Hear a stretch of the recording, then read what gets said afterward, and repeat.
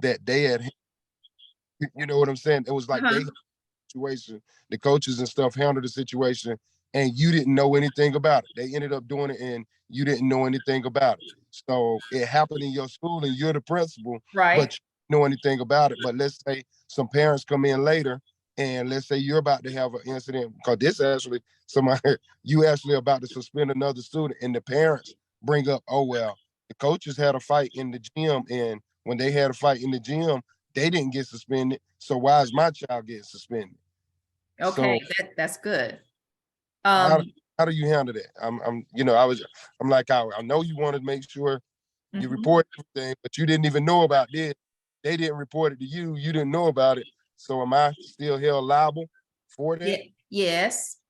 Number one, you need to get your people straight, because that gym teacher or whoever it was should know that if it's a physical altercation, they need to report it, that immediately, whether they want to handle it or not. So that person will probably get a write-up from me, because that's standard policy.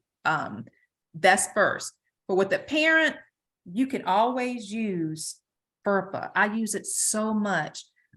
Thank you. I'm sorry, but I'm not going to be able to talk to you about other incidents that involve other students, but thank you for sharing. Right now, we need to worry about your student and what has happened. That's pretty much all, some type of variation of that.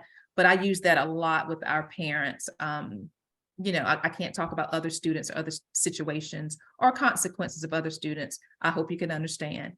And then as soon as that parent leaves, I'm going directly to that teacher and find out what happened. And then go from there. If it happened earlier that day or the day before, if it happened, you're late, you might get dinged, but you still need to report it, even though it's a day late.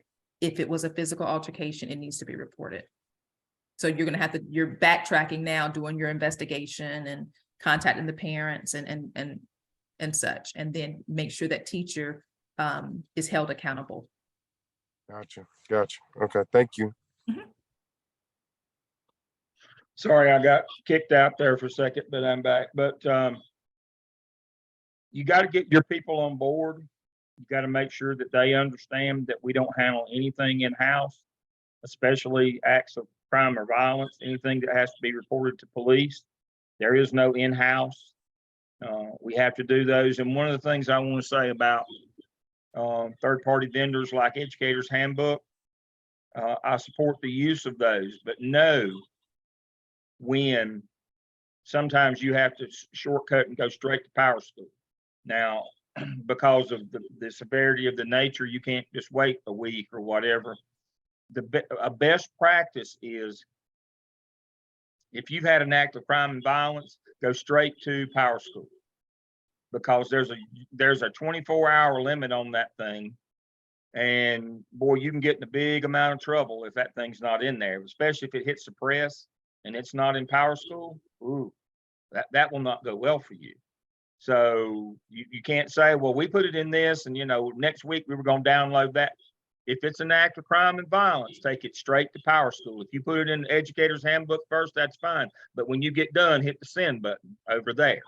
Don't use that. I've seen too many people use that as an excuse for not reporting, and then later on, sometimes those things tend to disappear. You just never know what's going to happen. And sometimes it's by accident. Sometimes it's, folks working behind the scenes, to keep an athlete eligible or those kinds of things. And Terrence, usually what happens is when there's a fight down in the gym, it's two athletes or at least one, and they don't want them to not be able to play that week. And so sometimes your staff won't help you out in these things. But if you read that manual, that state manual, one of the first things it talks about is who's ultimately responsible is the principal. Regardless of who enters it in or any of that stuff, you are. That they're now putting your house at risk. And I take those kinds of things personally. So I would do more than have a conversation with people who did things like that, especially if somebody was hurt or if an athlete was involved and we get into favoritism.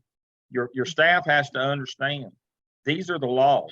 We don't make them, we have to follow them. And I'll go back to the principal at Tuscola High School. She told her side of the story to the press this week, and I thought somebody all told her to hush. She admitted that she didn't follow policies. She admitted, she broke the law, and I was like, oh my Lord, what is wrong with you?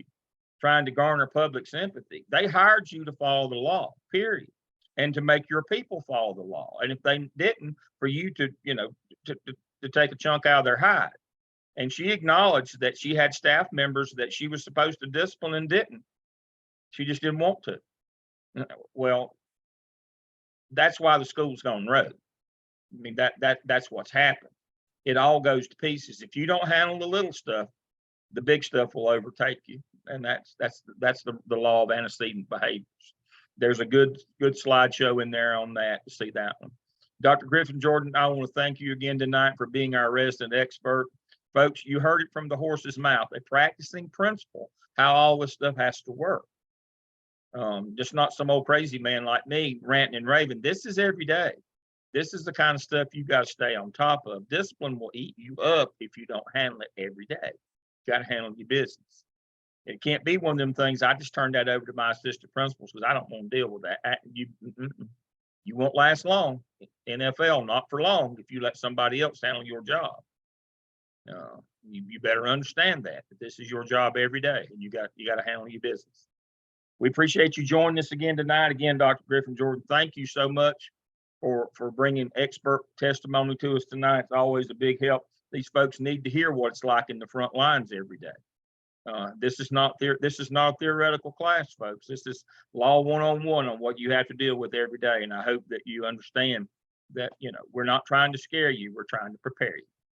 We'll see you all again next week. Everybody have a good week. Thank you. Bye. Bye-bye.